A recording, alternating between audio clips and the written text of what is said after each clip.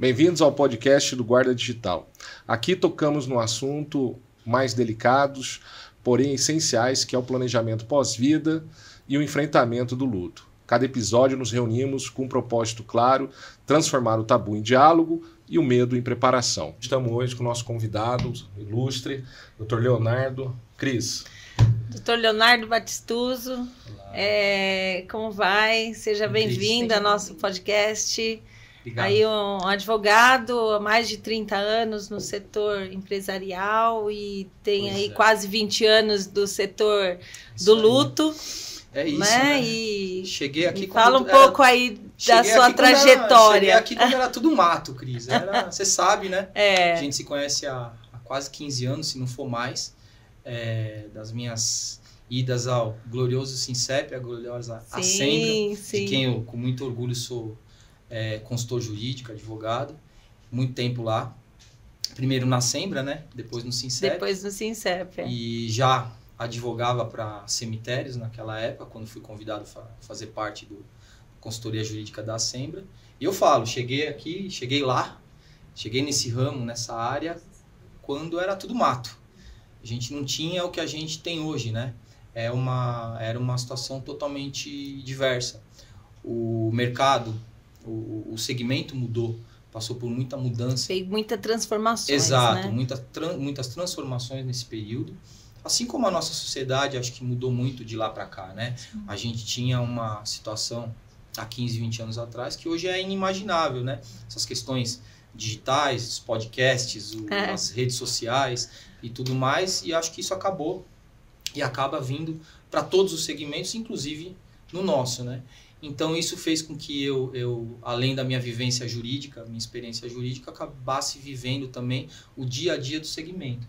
Isso acabou dando um diferencial para mim, e desde então 80%, 90% do meu dia é dedicado meu dia de trabalho, né?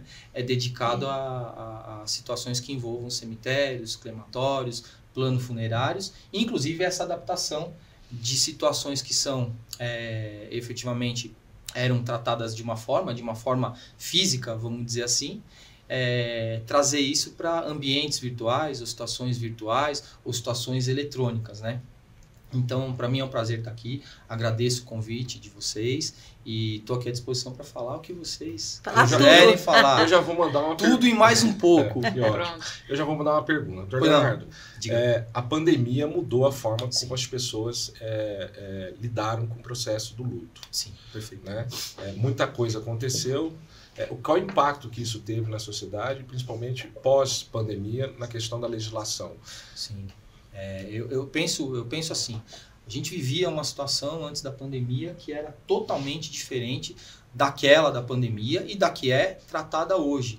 E de uma certa forma, o que a gente precisou fazer, acho que todo mundo, em termos de legislação, foi assim, puxa, aconteceu uma situação aqui que eu não tô preparado. Então, o advogado sentiu isso, o Poder Judiciário sentiu isso, o cartório sentiu isso e todos os... Teve que reinventar. Exato, todo mundo teve que se reinventar, né? Então, nesse primeiro momento, quando se declarou a pandemia, ou quando a pandemia deflagrou, todo mundo parou e falou, poxa, como é que eu vou trabalhar nessa situação?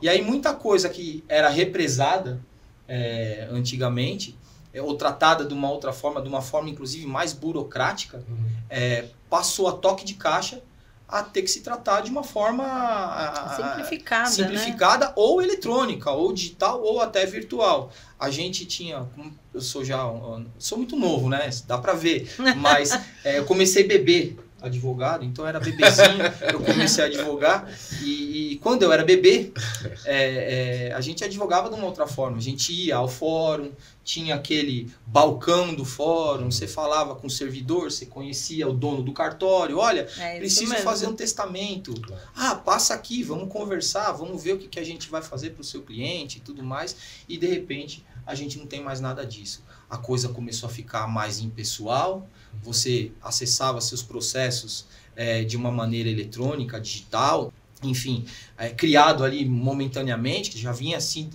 sendo criado, mas de repente precisamos implementar isso aqui. As audiências passaram a ser virtuais, você não tinha mais as assembleias de associações, de sindicatos, de condomínios, inclusive, passaram a ser virtuais. E aí a gente chegou no cartório, né? Cartório que trata de testamento, que trata de declarações de vontade, que trata de escritura. Simplesmente o cartório não tinha nada daquilo. E aí a gente precisou sentar, conversar e falar, pô, gente, como é que a gente vai fazer? Então, nesse sentido, a pandemia, ela, por mais perniciosa que ela tenha sido, por mais catastrófica que ela tenha sido, ela serviu como uma mola propulsora para fomentar esse tipo de situação e trazer a questão digital, a questão eletrônica, a questão de tratamento mais distante para situações que antes, ou por lei, ou por tradição, eram exigidas a presença e uma solenidade toda, ela precisou tratar isso de uma outra forma. E aí a gente entra em muitas situações do dia a dia da pós-pandemia e de tratamento de questões referentes a sepultamento, cremação, óbito, morte e tudo isso de uma forma muito diferenciada, né? Eu acho que foi mais ou menos essa situação de estado que a gente acompanhou no começo aí, quando a pandemia aconteceu. E dentro disso, de uma maneira muito bacana, eu acho que foi, apesar da pandemia, foi muito bom. A gente ter toda essa nova sistemática. Essa agilidade em processo, né? Simplificou. Posso dizer para você com propriedade que acabou por simplificar. Realmente simplifica. E eu acho que a tendência cada vez maior desse start que deu com a pandemia é simplificar cada vez mais. O Conselho Nacional de Justiça, os tribunais de justiça que regulamentam os cartórios, né? A gente precisa deixar claro para o nosso espectador que essas situações são regulamentadas pelos tribunais e pelo Conselho Nacional de Justiça. Estão muito atentos a essa situação de simplificar e de trazer o povo, trazer o pessoal, aquele que precisa recorrer a uma situação dessa, de uma maneira muito mais presente e de uma maneira muito mais fácil. E aí pegando o gancho de novo, que a gente sabe que tem a questão burocrática, que isso tudo demanda, não a gente está falando de um óbito em especial, tem toda uma questão burocrática que envolve a família. Certo. Né? E essas decisões, muitas vezes, elas têm que ser tomadas, eu sempre falo, a toque de caixa. Pois é. Né? Num calor emocional ali, quer dizer, são decisões que a família tem que providenciar e tem uma questão burocrática hoje que envolve toda essa questão. Então, quando a gente fala, por exemplo, algumas dúvidas que eu tenho, que eu já queria aproveitar e já largar para Claro, apresentar. Se eu puder, a gente vai falar. Cremação. Certo. Esse é um item que muitas vezes existe divisão. Ele acaba batendo em algumas... né? Não, e na família às vezes tem... E a família às vezes tem uma divisão de pensamento. Exato. Né? E aí cai para o time da família decidir ali. Como é que é essa questão da decisão familiar com relação a uma decisão que muitas vezes não está registrado pela pessoa? Pois é.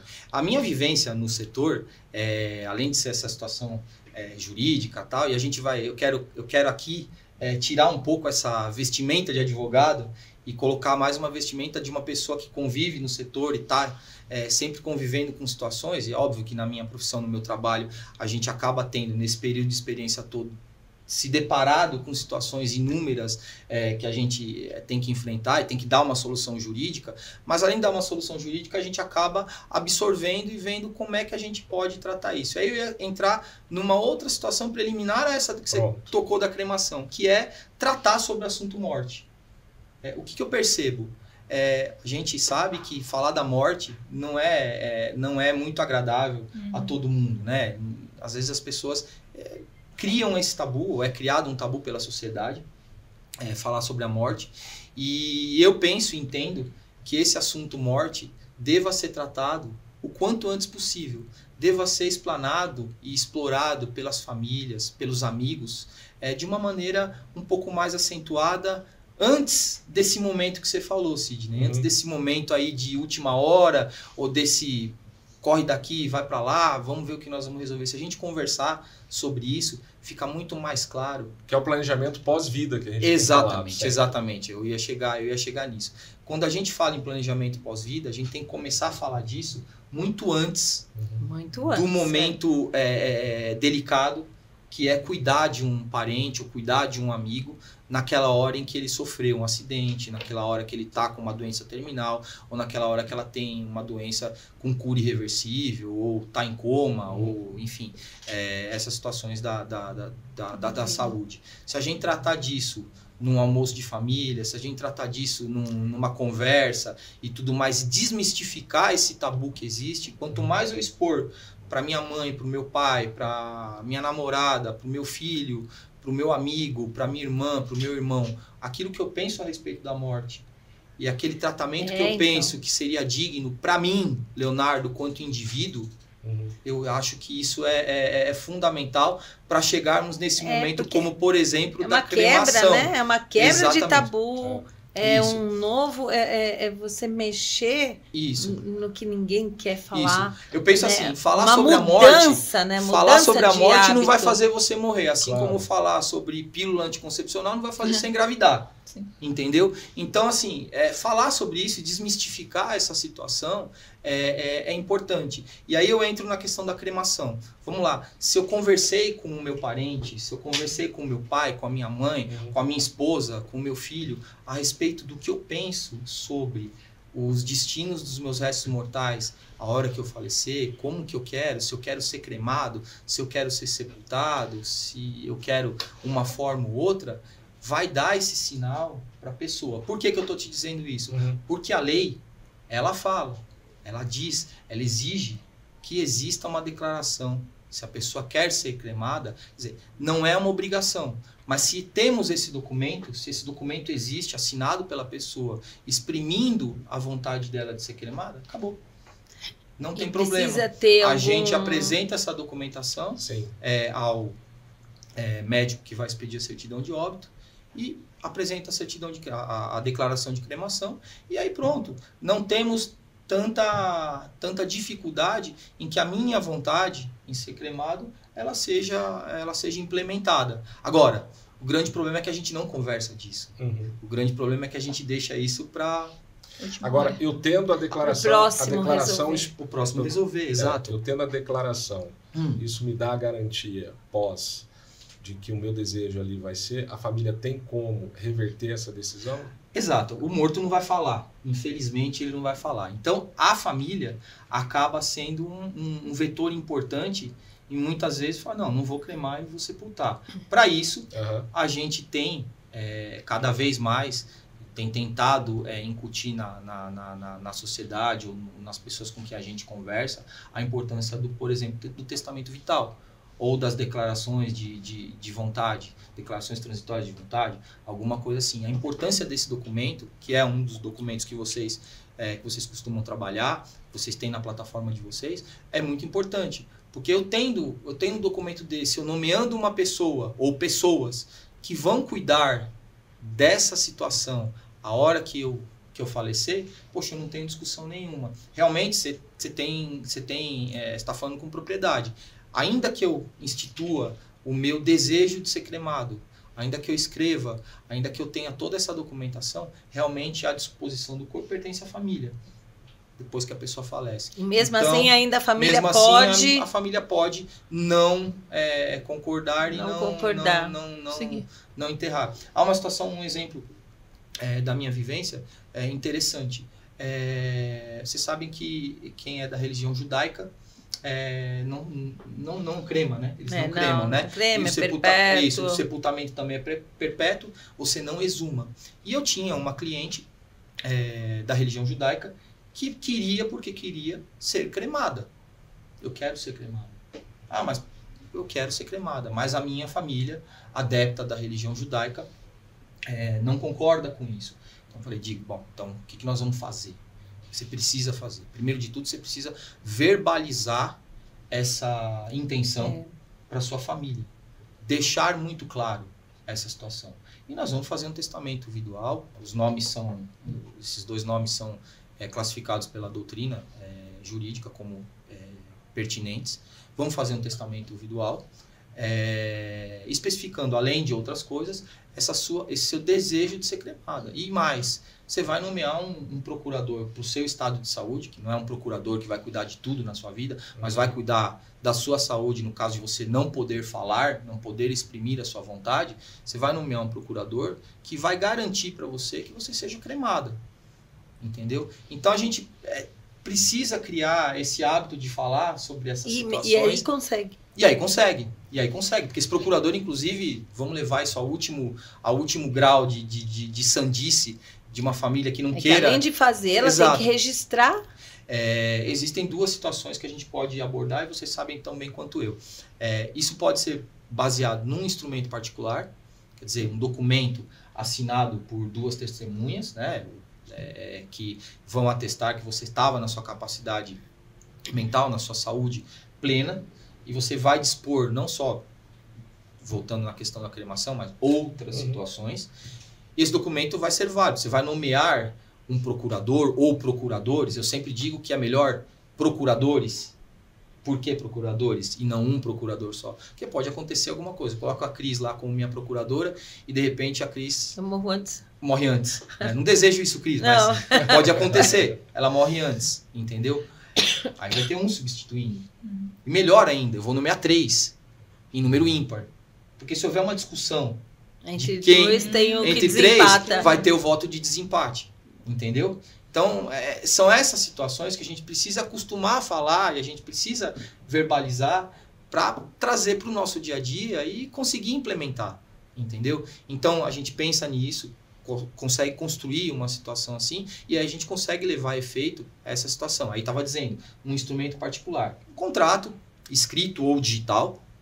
Hoje a validade é plenamente a mesma, já temos essas questões assentadas, vamos partir desse pressuposto que um documento digital, um documento eletrônico e um documento físico tem a mesma validade jurídica, não tem mais o que se discutir, desde que obedeça certos requisitos legais, como assinatura eletrônica, por chave, chaveamento, hash e tudo mais, não tem mais discussão de que isso é válido ou não.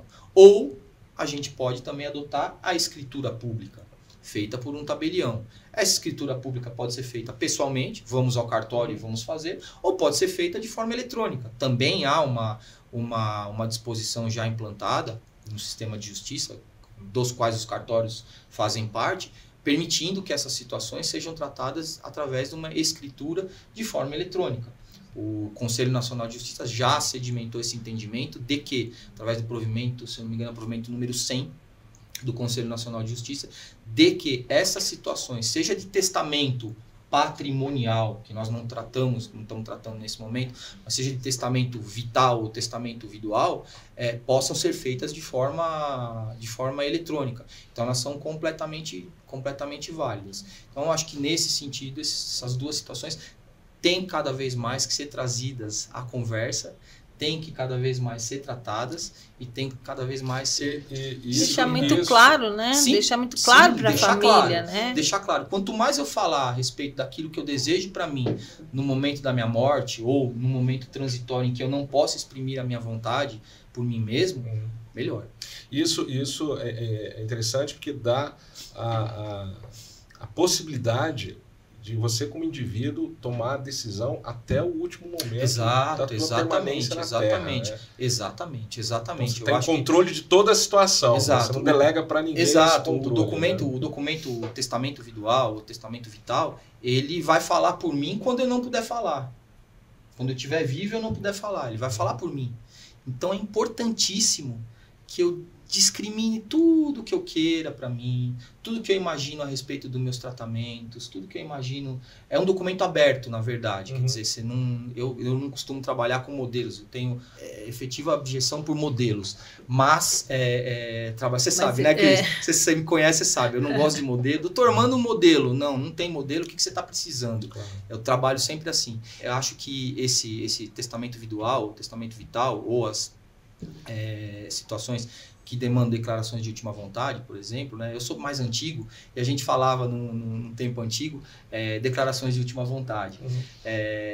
Essas situações, elas devem ser muito alimentadas. Olha, eu sou assim, eu gosto disso. Durante a minha vida, eu sempre pautei por situações que não me fizessem sofrer. Nunca gostei de ver alguém sofrendo e tudo mais. Por quê? Porque aí, nesse momento, quando a minha família, eu não puder exprimir mais a minha vontade... Não vai sentir o peso de uma decisão. A minha família não vai sentir o peso de uma decisão, de falar, olha, ele está num tratamento, ele está numa situação irreversível, a morte é certa, né? Então, vamos ter cuidados paliativos com ele necessários, mas não vamos prolongar a vida dele. Deixa a situação correr, o fluxo que ela tem, sem a gente estar alimentando isso.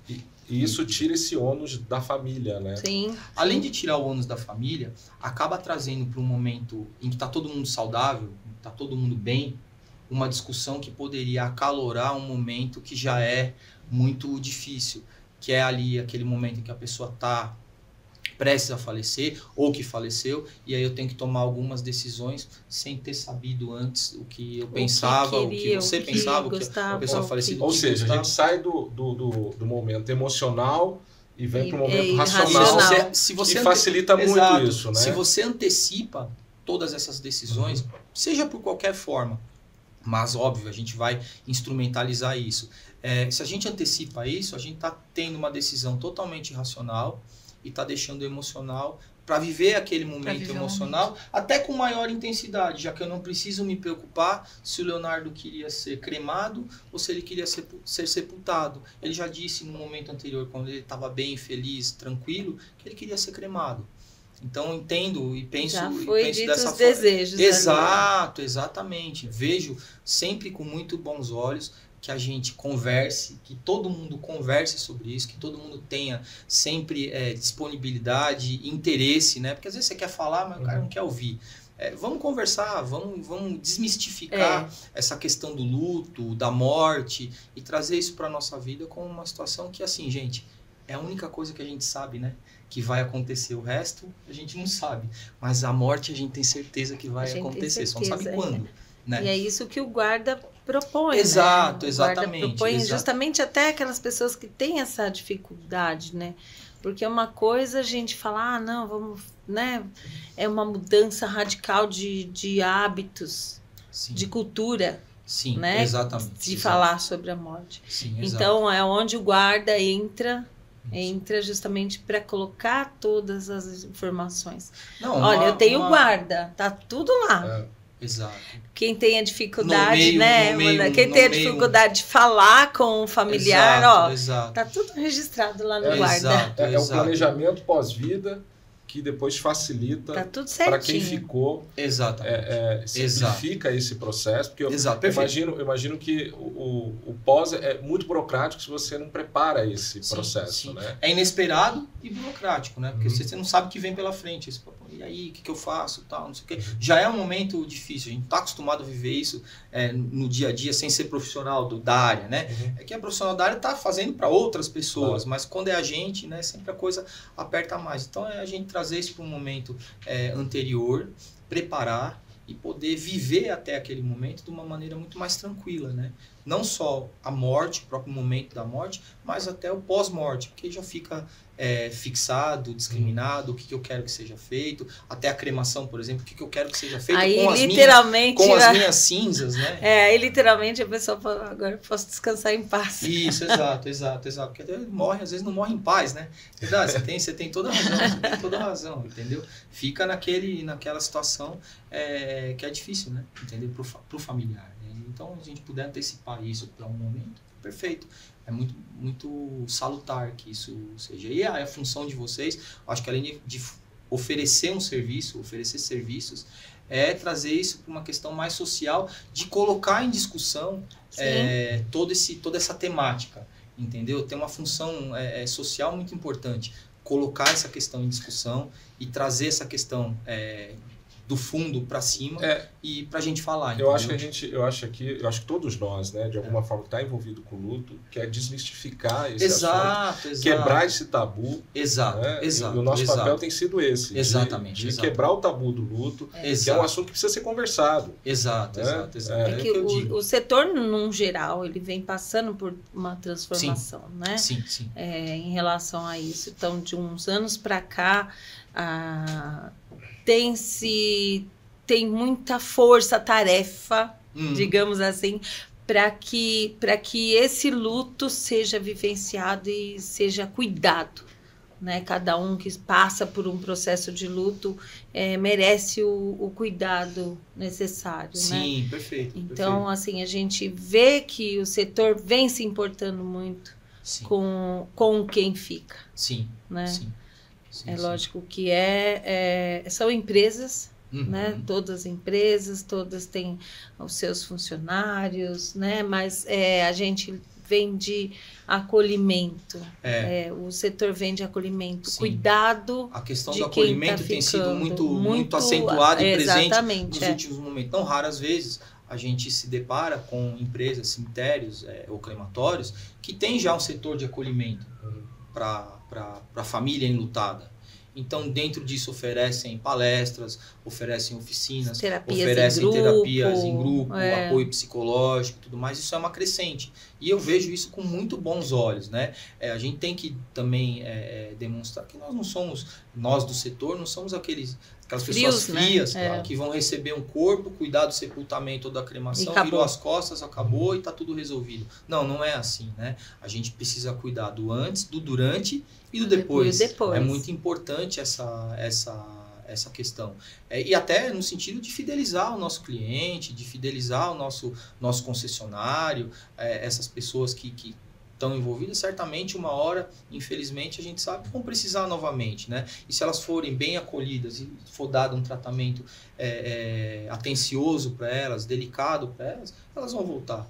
Entendeu? Isso cria, inclusive, uma recorrência. E eu acho que planejar o pós-vida também é um ato de amor com a família. Né? Exato, porque perfeito. facilita aquele processo de luto. Né? Ela se concentra ali realmente na homenagem daquele ente querido. Para quem fica, né? Ela não está preocupada com as questões burocráticas que envolvem o processo do luto. Eu acho que quem toma essa decisão de planejar o seu funeral, planejar o seu momento final de vida, está tendo um ato de amor com seus parentes e com seus amigos. Está evitando uma enormidade de problemas que você não imagina. Entendeu? O que acontece? Claro.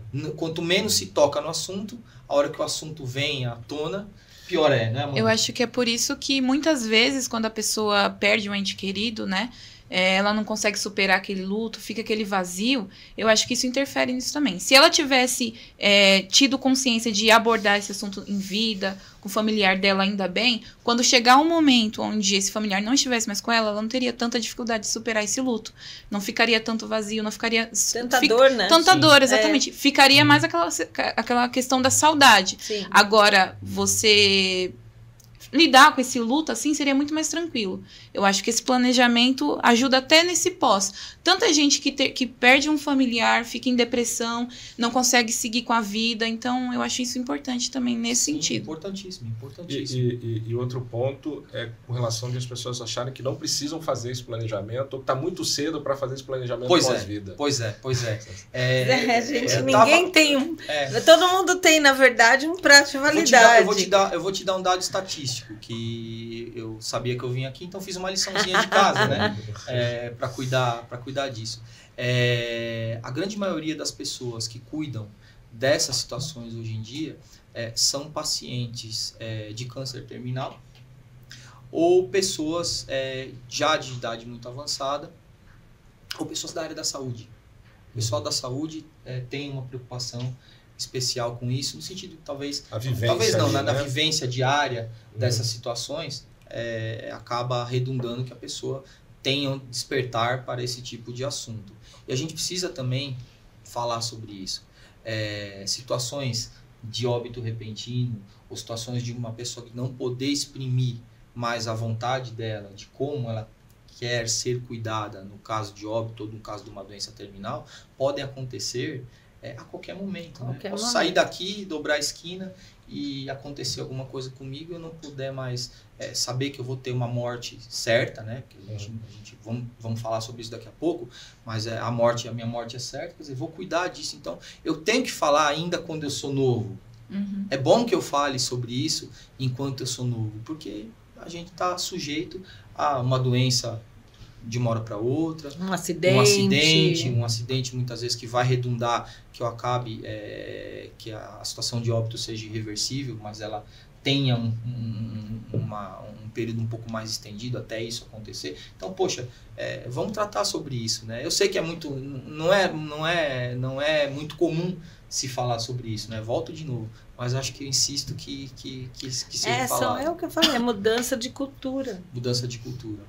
Então é um processo, exato. Não é rápido, não, é um processo lento até, mas acho que como a nossa tecnologia, ela vem isso, numa velocidade X, ela arrasta, exatamente. Acaba se pegando esse rabo do cometa, exato, sabe? Essa poeira. Perfeito. Então acho que você vai chegar um ponto que a gente volta ali no começo. Quer dizer, o que a tecnologia com a pandemia, pós-pandemia, né, que acabou sendo implementada, facilita? É essa questão. Vamos colocar, temos agora instrumentos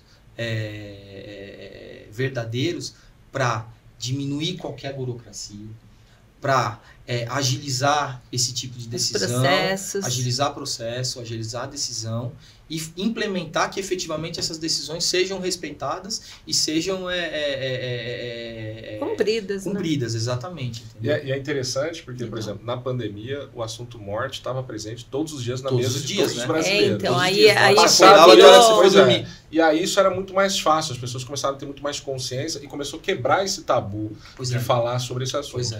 Passada a pandemia, graças a Deus, todo mundo voltou. Baixou um pouco a poeira. As pessoas pararam também de falar desse assunto, de se preocuparem com essa questão, que é extremamente importante. Né? Eu acho que a gente tem aqui um papel social muito importante de fomentar esse tipo de discussão e mostrar para o pessoal, cada vez de uma forma maior, a importância de se falar sobre esses temas e de se cuidar, seja através de um testamento, seja através de disposições de última vontade, todas as formas possíveis e imaginárias. A gente precisa fomentar isso como agente do setor, né, como agente principal do setor, esse tipo de discussão. Acho que só tem a agregar.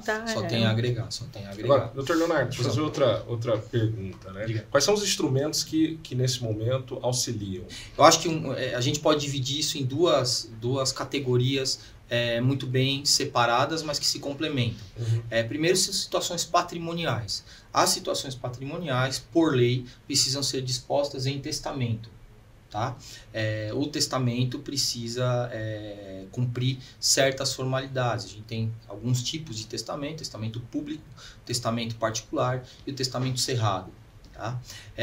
Esses três são dotados de solenidades que precisam ser observadas. Como eu falei, já dei uma pincelada, existe hoje uma decisão, um provimento do Conselho Nacional de Justiça que possibilita que esses tipos de testamentos sejam feitos de uma maneira eletrônica.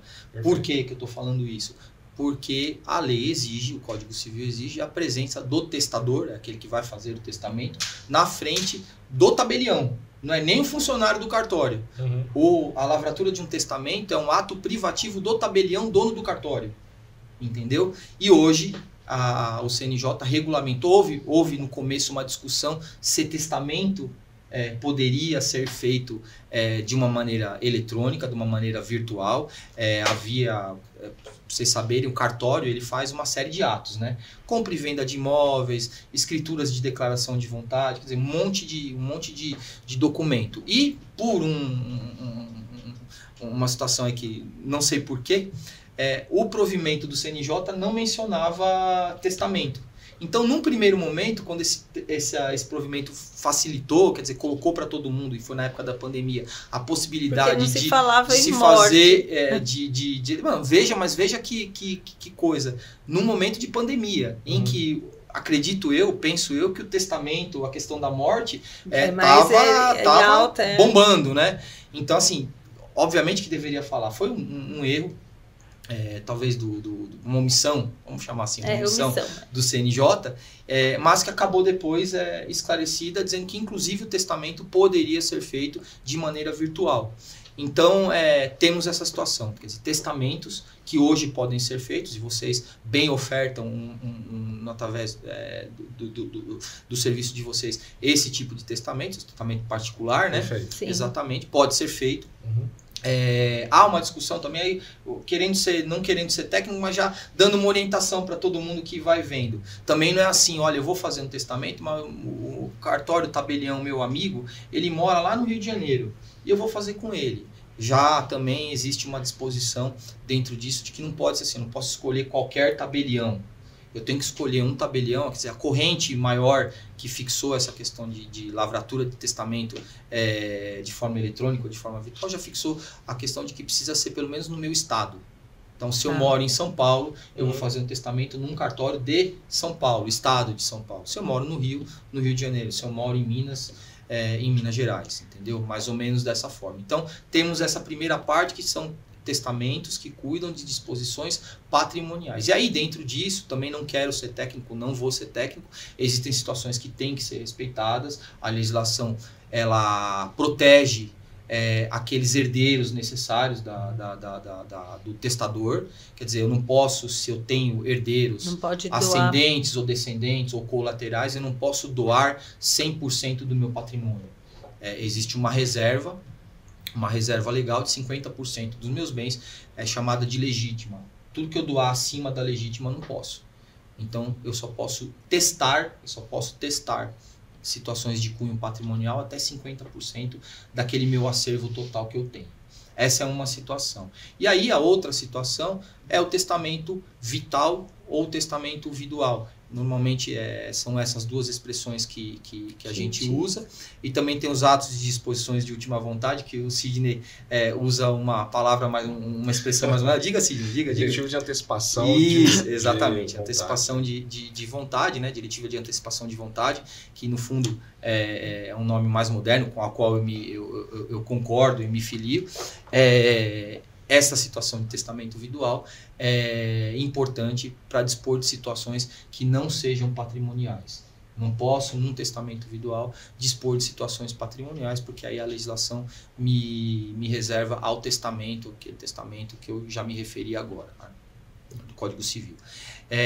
Infelizmente, a nossa legislação ela não tratou de uma forma explícita até hoje o testamento vital ou testamento vidual. Não há uma legislação específica tratando sobre o tema. Se você for pesquisar em outros países, se você for pesquisar em outros países, Espanha já tem uma legislação muito avançada nesse sentido, a Alemanha já tem uma legislação avançada nesse sentido, a Argentina já tem uma legislação avançada nesse sentido. Então a gente vai tateando mais ou menos, enquanto a gente não tiver uma legislação, a gente sabe aquilo que a gente não pode fazer, que é tratar de assuntos patrimoniais. Fora isso, a gente pode tratar. Então, vai desde situações que envolvam o que eu quero para mim, se eventualmente eu tiver uma doença irreversível, que vai me redundar na morte, sem possibilidade de cura nenhuma. Eu quero que a minha vida seja prolongada de uma maneira artificial ou não, certo?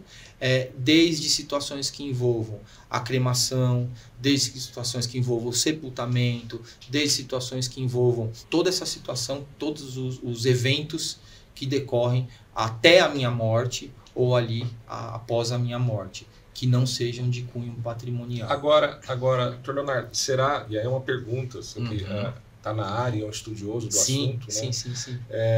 Talvez seja o desconhecimento das pessoas sobre esse instrumento, aqui no Brasil em especial, porque as pessoas não sabem. Exato. Eu, particularmente, fiquei sabendo muito pouco tempo, né, que existia um instrumento que facilita esse processo, essas decisões, no que antecede. Isso. E você não delega essas decisões para nenhum parente, você pode tomar essas decisões. Você pode tomar essas decisões podem, devem estar espelhadas num documento, aí lembra que eu falei agora há pouco a respeito do instrumento particular ou de uma escritura pública de testamento vital, essas duas situações precisam ocorrer. Claro. Se eu não fizer isso, provavelmente eu vou ter um grande problema de talvez alguma disposição minha não seja respeitada. Então, eu preciso instrumentalizar isso, eu preciso passar para o papel. É aquilo que eu estava falando antes da gente começar aqui. A gente tem essa cultura, não sei se é latina, brasileira, de não, eu já conversei com ele, tá tudo certo. Tá tudo ele certo, vai fazer. E aí não tá. Não tá tudo não certo, porque não é bem assim. Vai chegar alguém e vai falar, não, mas ele falou que queria ser cremado, mas eu ouvi outro dia ele dizendo que ele não queria mais ser cremado. Então não vamos cremar. E aí vai começar... Aí vai ficar naquela dúvida, aquela discussão. E aí tem a preponderância da família, né? Que sempre tem um papel preponderante nesse momento, acho que por direito, inclusive. Mas a gente precisa passar para o papel isso. E aí esse testamento ele pode ser feito de duas formas. Ou um instrumento particular que será que será assinado por algumas testemunhas, duas no caso, que pode ser em papel, ou que pode ser de uma maneira digital, já disse para vocês, ou através de uma escritura pública. Se você perguntar para mim o que você me aconselha, o que você me aconselha? Eu aconselho que você faça ou através do guarda, ou que você faça também pelo guarda, mas por escritura. Perfeito. Eu acho que esse é um detalhe. A escritura ela transmite uma solenidade e uma autoridade maior, entendeu? Então acredito que isso seja de bom tom ser feito, principalmente se você vai tratar de situações referentes à sua saúde, né? O que eu estou dizendo com isso? A gente sabe que no Brasil é vedada a eutanásia, então eu não posso fixar no meu testamento vital situações que vão abreviar a minha vida. Eu não posso. Isso a lei não me permite. Não permite que o médico tenha esse tipo de atitude. Mas o testamento vital ele pode fixar o que eu não quero que seja feito comigo para prolongar a minha vida quando a minha morte é certa. Ou seja, deixar o ciclo natural correr. Exato, deixar o ciclo natural correr. Isso, perfeito. Inclusive, nesses casos, o Conselho Federal de Medicina, já em 2011, 2012, se eu não me engano, soltou uma resolução, se eu não me engano, a resolução é 1995, de 2012 ou 2011, disciplinando que é uma obrigação do médico ouvir e colocar no prontuário médico as intenções do paciente quando ele consegue exprimir ainda a sua vontade. Ele é obrigado a fazer constar isso.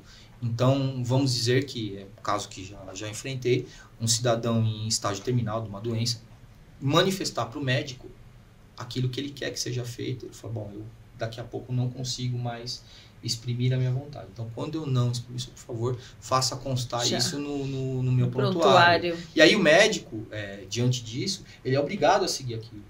Ele é obrigado a seguir aquela... Ele acaba se tornando um aquela executor. Orientação, exatamente. Ele acaba tendo que executar e aí ele não precisa decidir com a família, né? Quer dizer, ele não decide. Ele comunica à família daquilo que eu, como indivíduo, quis para mim, entendeu? Isso eu acho que é muito importante na medida em que a gente é um ser humano, cada um de nós é um ser humano, e a Constituição nos garante a liberdade de dispor sobre aquilo que é melhor para mim ou não. Entendeu? Então penso que isso é um avanço muito grande. E aí dentro do testamento testamento vital, a gente pode colocar outras situações, que aí a gente vai juntando peças e situações que acabam compondo um documento muito importante, como por exemplo aquilo que eu estava dizendo. Bom, eu sei que eu vou enfrentar uma dificuldade se eu pedir para minha família me cremar, então eu vou escolher a Cris, o Sidney e a Amanda, como meus procuradores. Olha, eu quero que vocês façam cumprir especificamente com relação à minha saúde. Eu não estou falando sobre questões de cunho patrimonial, que eu não posso. Lembra do testamento público ou testamento particular que vai falar sobre questões patrimoniais. Mas eu quero que vocês façam valer a minha vontade. Vocês são meus procuradores para a minha saúde. Então, se chegar num determinado momento, eu sempre falo em 3, alguém vai decidir, alguém vai ter o voto, vai dar sempre 2-1, entendeu? Numa dúvida, entendeu? Então, essas pessoas que pode ser qualquer pessoa da minha confiança naquele momento, ela pode... Não necessariamente precisa ser um parente. Não, né? não necessariamente precisa ser um parente, graças a Deus, porque às vezes parente a gente pode acabar tendo algum problema. Então é até salutar que não seja, ou que seja um parente que efetivamente conviveu com você por muitos anos, esteve do seu lado muitos anos, sabe aquilo que você pensa, porque normalmente o testamento vital, ele vai, no decorrer da situação, no decorrer dessa questão de finitude da pessoa, vai acabar aparecendo alguma coisa que você acabou não cuidando ali. Então, a pessoa, o seu procurador para a sua saúde, que vai tratar daquele momento, quanto mais ela te conhecer, quanto mais ela tiver a vivência com você, mais ela sabe a seguinte situação. Melhor poxa, ela se ele tivesse aqui, executar. se ele tivesse aqui podendo exprimir a sua vontade, ele pensaria dessa forma. Então, o ideal é que seja um amigo. Ideal que seja um amigo, que seja um amigo ou um parente, realmente um filho, que às vezes tem uma ligação muito forte com o pai ou com a mãe, ou um sobrinho, ou um neto, alguma coisa nesse sentido. Mas um amigo que realmente convive com você, que tem a sua convivência, realmente interessante. Uma pessoa de convivência e confiança. Convivência, extrema confiança. E para fazer tudo isso é muito caro? Como que fica? Não é caro, não é caro. O que normalmente é caro é o testamento de cunho patrimonial. Esse ele tem um valor um pouquinho maior.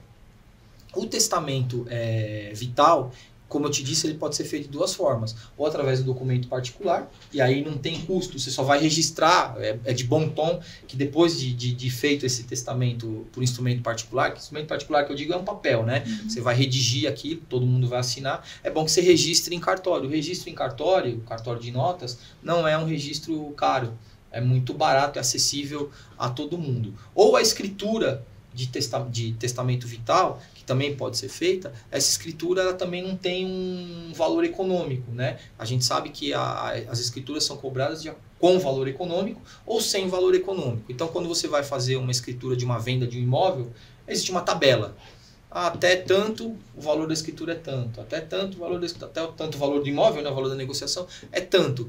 Então, nesses casos, ela não tem um valor econômico. Então, é um valor, aparentemente, não vou dizer simbólico, mas não é tão caro. Quer dizer, é acessível a todo mundo, que eu acho, mais uma vez que volto a dizer. Quer dizer, a questão de disseminar isso, de disseminar essa situação e falar, olha, não é caro, não é burocrático, você consegue fazer, eu tenho aqui uma plataforma que pode te oferecer essa situação e, olha, vem aqui, você vai ser bem acolhido, bem tratado, você vai ter respeitada a sua vontade. Eu acho que esse é a tônica de toda essa situação. Entende? E aí, eu estou com bastante pergunta polêmica. Vamos lá. Doação de órgãos. A gente passou por um processo agora, até por conta do Fausto Silva, que teve a questão da doação de órgãos, ficou na mídia, as pessoas falaram muito disso. Né? E aí tem essa questão mesmo da doação de órgãos. Aí você tocou num assunto extremamente espinhoso, extremamente discutível. Eu sinto frustrar todo mundo que está vendo a gente e todo mundo que está ouvindo, porque eu gostaria no meu testamento vital, de dizer que os meus órgãos podem ser doados livremente a quem precisar, mas não é bem assim. Não é bem assim. Nossa, não é bem assim. A nossa legislação, a legislação de doação de órgãos em específico, ela confere à família esse direito de autorizar ou não a doação de órgãos. Entendi. Então, muitas vezes, não raras vezes, o testamento vital não é cumprido na sua integralidade quando ele determina que em caso do meu falecimento, os meus órgãos que estejam... Quer dizer, seria mais um respeito da vontade da pessoa. A lei não permite sem autorização da família. Então, muito embora o meu testamento vital tenha essa cláusula, tenha essa argumentação, ou essa informação de que eu quero que os meus órgãos sejam doados, eu não vou conseguir efetivamente fazer cumprir. Mas eu entendo que, muito embora a lei não permita essa situação por um ato de vontade meu, de doação de órgãos, ela pode contribuir, dependendo da forma que ela for redigida, né? De uma forma bem redigida, ela pode contribuir para que a família atenda o meu pedido, entendeu? Então é importante que mesmo não tendo essa validade, né, 100%, é importante que a pessoa exprima a vontade da doação dos seus órgãos. O guarda também traz, né? A pessoa coloca lá, expressa a sua vontade de doação de órgãos. E o guarda, ele transforma esse texto, um texto acolhedor, mencionando a vontade de doar órgão. Eu acho que não só a vontade de doar órgãos, né, mas tudo que puder ser tratado de uma forma de sensibilizar aqueles que estarão diante dessa situação é importantíssimo. Então, realmente, com relação à questão de doação de órgãos, há um impedimento, há um impedimento legal, mas a sensibilização é importante. Claro. E é uma decisão que ela é feita no momento emocional, né? Exato. Então, acho que ter esse papel, ter esse instrumento, sim, e falar também de forma emocional com essa... Exato. Porque não é um momento racional. Exato. Né? É o teu ente querido que você está tendo que tomar uma decisão. Exato. Então, poder ali ter acesso a essa vontade, mas de uma forma também emocional, que é o que acontece ali. Exato. Isso facilita até nesse processo de decisão, porque eu acho que a preocupação da família é saber se está tomando a decisão correta. Exato. Acho muito improvável de ter no testamento vital uma situação referente à doação de órgão, de uma maneira a sensibilizar a família que vai autorizar e não ser cumprida. Né? Olha, não vou cumprir, porque não sei o quê. Acho muito improvável que uma manifestação de vontade dessa não deixe de ser cumprida, né? Aliás, é um fator de altruísmo para quem fica quando a pessoa morre, a questão da doação de órgãos, não só do doador, mas também da família, né? Então, eu acho que é importante... O conjunto, exatamente, o conjunto, isso bem colocado, bem redigido, de uma maneira a sensibilizar quem de direito, que são os familiares, eu acho que isso acaba transformando numa situação que efetivamente será cumprida. E evita conflito também. Evita né? conflito. Eu acho que esse é o grande papel de você poder se antecipar a essas decisões difíceis. Isso. E aí você evita que a família entre em conflito. Então, mas além de evitar o conflito, volta a falar, é a família honrar os desejos daquela pessoa que ela tinha. Ela tem o poder de decisão. Sim. Mas ela está decidindo um desejo daquele ente que está partindo. Mas sabe o que pega também? Eu me imagino no lugar de uma mãe. Eu vou seguir o desejo do meu filho, de doar os órgãos dele. Eu, como mãe, eu penso, sabe, me colocando nesse lugar, será que eu ia querer não ver o meu filho ali no caixão? Eu acho que tem essa questão também, sim, doutor? Tem. Por isso a lei é porque aí ela pode falar, não, sim, Exato. filho, eu vou fazer o que você quer. Só que chega lá no momento, eu não sei se ela teria essa força. Entendeu? Não, eu como mãe... De ver... Aí o doutor pega e fala, não, mas aí você não... Vai doar tudo? Aí quem que você vai ver no caixão? Eu já vi várias vezes histórias assim. Mas aí... É muito de compreensão, né? Por exemplo, aí meu filho ainda vai estar vivendo. É uma questão até filosófica. É uma questão até filosófica. O coração do meu filho vai estar batendo em outra pessoa. Tem mães que pensam Os assim, olhos do meu filho vai estar vendo, vai estar, né? Exato. Então... É aquele amor fraternal, desprendido, né?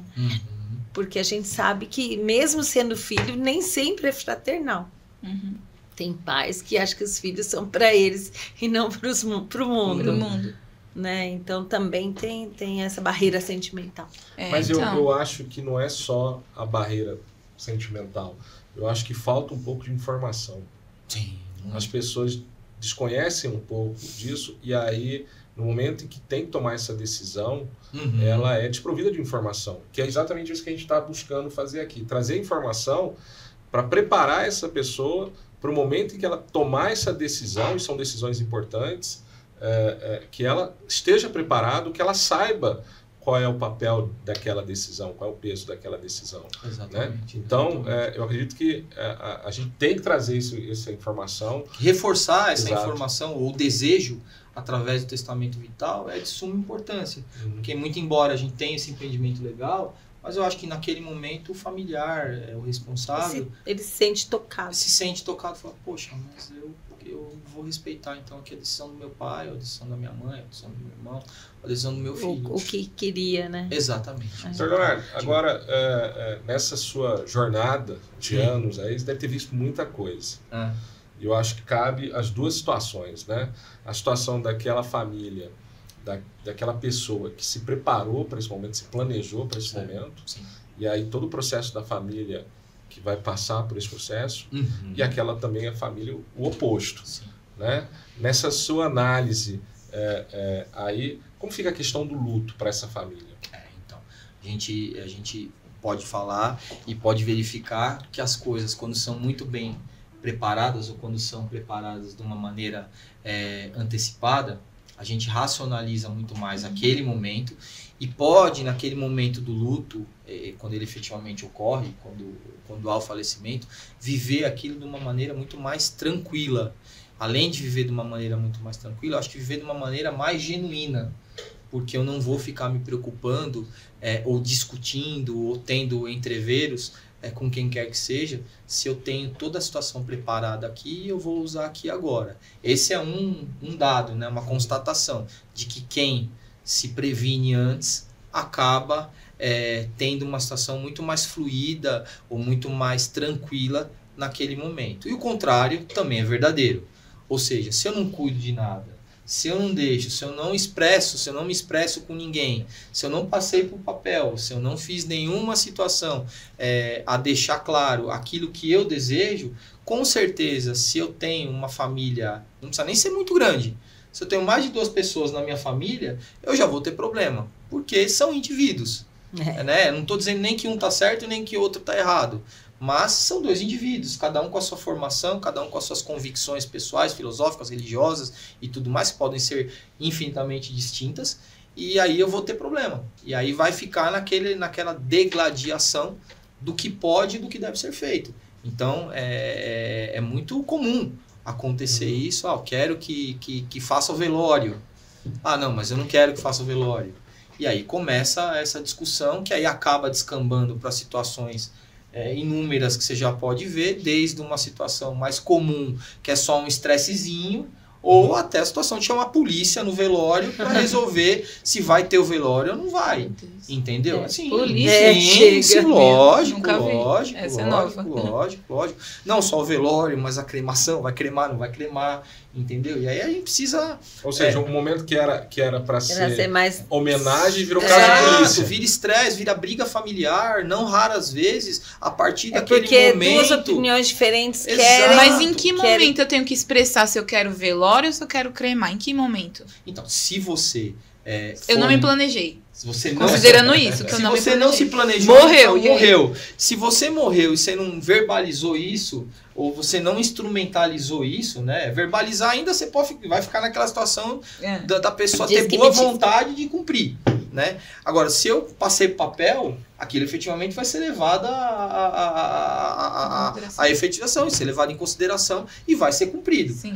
Por alguém, o seu procurador, os seus procuradores, alguém que vai fazer aquilo lá valer.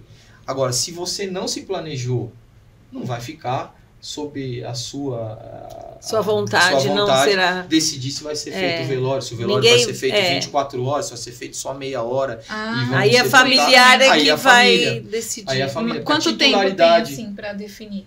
Para ela definir. Eu preciso definir, se eu não me planejei, eu preciso definir. A partir do momento que ocorre o óbito, é emitida a declaração de óbito. Com a declaração de óbito, eu vou na funerária e providencio. E é lá que você tem que decidir tudo. Vou ter que decidir o caixão, vou ter que decidir o caixão não, a urna funerária, vou ter que decidir a urna funerária, vou ter que decidir sobre cremação, vou ter que decidir sobre sepultamento, vou ter que decidir sobre velório, o que vai ser feito, a flor que vai ser utilizada, qual tipo de urna funerária eu quero para aquela pessoa. Veja bem, tudo isso, Amanda, eu posso decidir, de cerimônia, como que é a cerimônia. Eu posso disciplinar isso no testamento vital.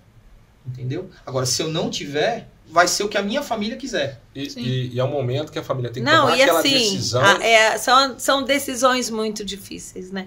São várias decisões que você tem que tomar em um espaço poucas horas. um espaço muito horas, curto de tempo. É coisa de horas, mas né? é curto. É coisa de muito horas. A curto. pessoa falece de manhã, muitas vezes no fim do dia ela já está sendo sepultada, né? É muito curto. Aí definir uma vida todinha. Definir todos esses finalzinho, passos, né? Aí muito rápido, acaba gerando um atrito. São indivíduos diferentes, né? Então, Sim. não raras vezes a família vem bem até o dia da morte, até o dia do sepultamento, até o dia do velório. E aí acaba tendo uma briga familiar ali naquele dia que perdura por anos. E aí isso vai influir no quê? Vai influir no inventário. Nossa. Né? Aí vira um inventário litigioso. Uma reação em cadeia. Você entendeu? Você entendeu que uma coisa puxa a outra, e aí a gente tendo essa integração e tendo essa racionalização no momento anterior, a gente como ser finito ou como o falecido, né?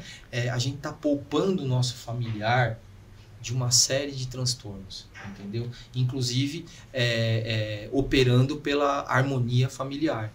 Entendeu? Que normalmente as pessoas mais de idade, elas querem tudo, mas não querem ver os seus parentes, filhos, noras, genros, enfim, irmãos. Conflito. Brigando, né? Em conflito, entendeu? A gente quer morrer em paz, né? A gente ouve muito isso, né? Olha, doutor, eu quero fazer um testamento, ou eu quero já antecipar aqui as minhas propriedades, ver o que eu vou fazer. Eu não quero meus filhos brigando. É muito comum, né? Comum, infelizmente, é muito comum essa questão de disputa patrimonial com o falecimento de uma pessoa que deixa certo patrimônio. Não é raro. Então, muitas vezes a coisa vem bem até o dia do óbito. Aí, no dia do óbito, acontece alguma coisa que acaba eclodindo situações que às vezes eram guardadas aqui dentro por muito tempo, né? E aquilo vem tudo, aquele eclode, vem uma explosão, negócio, vem tudo à tona, e aí você não consegue manejar. Então a importância de ter essas ferramentas no momento antecedente ou no momento de mais racionalidade é super importante. E eu acho que parte desse planejamento, quando a gente fala de planejamento pós-vida, muitas vezes as pessoas acham que é a contratação de um plano de assistência funeral, que ali ela resolve esse problema. E não é. Na verdade o plano funerário é excelente, resolve muita coisa. Claro. Quer dizer, eu só passar a mão no telefone, acionar o plano funerário e ele vai cuidar de tudo isso que eu estava te falando. Quer dizer, urna funerária, se eu vou ser cremado, as flores que serão usadas, enfim. Na verdade, mesmo tendo um plano, você vai para escolher. Ah, sim, perfeito, né? perfeito. Você vai escolher a urna, sim. E se não quer aquela urna que está no plano, você faz Ou seja, upgrade. a preocupação passa a ser, na verdade, quem está fazendo o plano com relação a questões financeiras que envolvem aquele momento. Aquele momento. Mas as decisões ainda continuam sendo da família. Exato. Se ele não deixou isso registrado em algum lugar. Exatamente. Então o plano funerário ele é importante, assim Claro. como ter um jazigo ou decidir pela cremação é importante, mas ela não resolve tudo. O testamento vital ele é muito mais amplo do que essas situações. Ele pode conter essas situações. Eu quero ser sepultado em tal lugar. Eu quero ser cremado. Eu quero que as minhas cinzas sejam espargidas, né? Que a gente fala, essa forma que eu quero que sejam espargidas em tal lugar. Eu quero que elas sejam guardadas em tal lugar. Entendeu? Existe essa situação, mas o testamento vital ele é muito maior do que isso, né? Ele pode conter isso. Então realmente você disse com propriedade. O plano funerário ele atende uma parte. É porque quando a gente está conversando com as pessoas... mas eu já tenho um plano funerário. Exato. É comum quando a gente fala entra nesse assunto eu tenho. Do plano... mas já está resolvido. Que legal. Eu já contratei um plano de assistência funerária. Então tá tudo certo. E, na verdade, quando a gente fala disso, é uma coisa muito mais ampla do planejamento pós-vida do que só a contratação de um plano. É importante, porque ele é um pedacinho desse processo todo, correto? Corretíssimo. Eu acho que o testamento vital, esse tipo de serviço que vocês ofertam, ele cuida antes da utilização do plano funerário, ele vem antes da utilização do plano funerário, ou seja, disposições que eu quero para mim, se eu tiver uma doença incurável e que vai resultar na morte, isso para mim é essencial, para mim é maravilhoso eu poder discutir ou poder disciplinar aquilo que eu quero que aconteça comigo quando eu não puder exprimir mais a minha vontade e quando eu tenha uma situação que realmente ela seja direcionada à morte certa, né? isso, dispor sobre isso, falar sobre isso, na minha visão, é a maior sentido da sua liberdade pessoal, do exercício da sua individualidade. Porque imaginar uma pessoa com Alzheimer, por exemplo, né? Chega num determinado momento, ela não consegue nem saber quem ela é. Mas se ela tiver disciplinado isso, poxa, a hora que a doença evolui muito, a gente sabe que vai chegar no resultado morte, eu posso não querer que eu seja sustentado, né, de maneira artificial. Entendeu? Eu não gosto disso, eu não quero isso para mim. Eu não quero ver a minha família tendo que comparecer ao determinado local todo mês, toda semana ou todo dia. E a gente sabe que isso acontece muito. Muita gente vai todo dia visitar o parente ou vai toda semana visitar o parente. Eu não quero que o meu filho passe por isso. Então deixa a morte seguir o fluxo dela normal. Eu não quero ser alimentado de uma maneira artificial. Alimentado, que eu digo, através de respirador, através desse tipo de situação. Então, veja, a gente tem uma gama muito ampla antes de chegar no plano funerário. E aí a gente pode também se utilizar, e eu acho que aí é uma composição muito importante, de ter essa questão do testamento vital, ou do trabalho de vocês, ou do trabalho da empresa, e agregar isso a um plano funerário ou a um cemitério onde eu possa escolher realmente o jazigo onde eu queira ser sepultado, ou a cremação, a cerimônia de cremação que eu quero que seja feita, ou ainda qualquer outra situação nesse sentido. Então eu vejo isso dessa forma. Realmente é uma parte de um todo muito maior, né? E não deixa de ser um ato de amor de novo. Exato. O cuidado que fica com a família. Exato. Poxa, para quem fica. Ele se preocupou com tudo, olha, não preciso fazer nada, eu vou ter vou poder viver aquele momento de uma maneira muito menos estressante e muito mais emotiva, né? É o que a gente conversou, né? Do outro episódio. É justamente daquele momento que está passando tanta turbulência, porque perder um ente querido é muito difícil, e você tem que tomar várias decisões e fazer várias escolhas que não são suas. Pois é. Né? Pois é. E não vivenciar aquele luto. Exatamente. Né? Que a Amanda mencionou. Exatamente.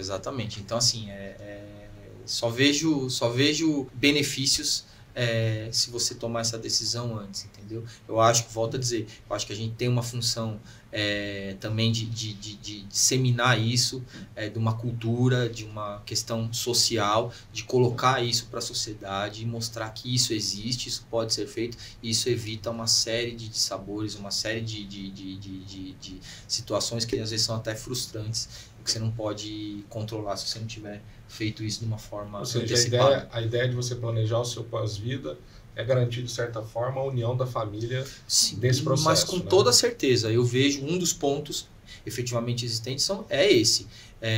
Você preserva a união da sua família, porque o momento da morte de um familiar, dependendo da família, não raras vezes, isso é uma questão muito presente, acaba criando situações que deflagram um desentendimento familiar que perdura por anos ou perdura para sempre, entendeu? Realmente a minha vivência de advogado não pode dizer o contrário. Entendeu? Existem alguns ditados, não vem ao caso aqui, mas você conhece o seu parente na hora, você conhece a sua esposa na hora do divórcio, e você conhece o seu irmão ou o seu parente na hora da morte. Esse é ditado popular. É um ditado popular. Tem uma verdade. Mas tem uma verdade debaixo disso. Então, ali, aquele momento, se não é bem tratado, acaba virando situações que irmãos que se davam muito bem acabam não se falando pro resto da vida. Se dava até a faixa 2, né? Exatamente. E aí eu tenho certeza que o pai, não era isso que o pai queria, né? Não era a vontade do pai. Então vamos tratar disso daqui, vamos falar sobre isso, vamos voltar lá no começo, vamos falar sobre o luto, vamos falar sobre a morte, e aí dentro da morte vamos tratar isso de uma forma mais racional, para que a gente possa viver junto, unido, de uma maneira agradável, né? Por mais desagradável que seja, de uma maneira agradável a todos aqueles que ficaram, que a gente possa celebrar a passagem daquela pessoa de uma forma muito mais unida, de uma forma muito mais espiritual, entendeu? De uma forma que eu não sei se você se lembra daquele joguinho que tinha na NFDA e que a gente estava tentando trazer para o Brasil. Não. Ah, não, me lembrei. Que falava sobre isso. Me lembrei. Era um joguinho de cartas. Me lembrei. Sim. E aí era para estimular a fala sobre a morte. Mas culturalmente não vingou. Não vingou. Mas acho que talvez agora... É o processo, na verdade, né? O processo de evolução da sociedade brasileira. Você percebe que em outros países isso é muito mais fácil de ser tratado, muito mais fácil de ser falado. Mas eu acho que a gente evoluiu bem, e a pandemia serviu, de um certo modo, para que isso fosse colocado. Ela deu instrumentos mais ágeis para que isso seja instrumentalizado. Entendeu? Então, acho que agora é o momento da gente trabalhar com isso, efetivamente, lógico. Porque o assunto morte, ele veio à tona mesmo na pandemia, né? Porque ninguém se falava, ninguém se ouvia, ninguém via reportagem. Apesar da gente estar no segmento há muitos anos, só se falava entre nós, né? Mas na mídia em si, ela só veio aparecer na pandemia. Exato. Aí evidenciou o tema morte, né? Exato. Então, e aí e continua, na verdade, né? As pessoas falam mais hoje, você escuta falar mais hoje sobre a morte. Eu acho que é um caminho. Por isso que eu acho que a proposta é importante, mas ela tem um cunho social de fomentar essa discussão que talvez vocês até agora não tenham percebido. E trazer esclarecimento para a população, ela existe. E é muito importante que isso seja disseminado. Porque se a gente conseguir disseminar, muito problema o advogado não vai ter. Tá defendendo. Pois mas é mesmo, entendeu? Muito problema o advogado não vai ter, muito problema o filho, o herdeiro não vai ter. Entendeu? Então, eu acho que é super importante que isso... O médico não vai ter, né? Lembrando aqui também que o médico, às vezes, ele fica numa situação complicada, porque ele quer uma coisa, entende uma coisa, mas se ele não tem a manifestação de vontade do paciente, ele precisa andar no reboque da família. Então, né, se ele tiver também, isso vai ser muito mais tranquilo para ele. Então, percebe que são várias pontas, é uma situação até interdisciplinar. Na verdade, é a rede de acolhimento. Isso, exato. Geral. Exatamente. É isso, eu acho que é mais ou menos nessa linha aí, entendeu? Nessa linha aí. Doutor Leonardo, muito obrigado. Imagina, eu que agradeço. Nosso tempo aqui, acho que tem assunto para a gente falar aqui. Tem vários episódios. Sim. Né? Podem me chamar que eu venho com prazer. É um prazer enorme recebê-lo. Eu que agradeço o convite. Foi esclarecedor.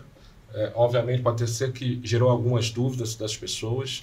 Então, quem quiser, coloca lá, entra nas nossas mídias sociais. Isso, perfeito. Né? Coloque as dúvidas, a gente vai reencaminhar. Isso, e de repente, estou à disposição fazemos também. Um novo episódio. Estou à disposição, Para trazer outros assuntos. Adoro conversar. Se a gente pudesse, conversava aqui até amanhã, entendeu? Mas eu que agradeço, Amanda, vocês, todo mundo aqui que me acolheu super bem, e foi muito bom participar aqui com vocês, viu? Obrigado, tá? Obrigado, doutor. Valeu, obrigado, viu? Até o próximo. Valeu.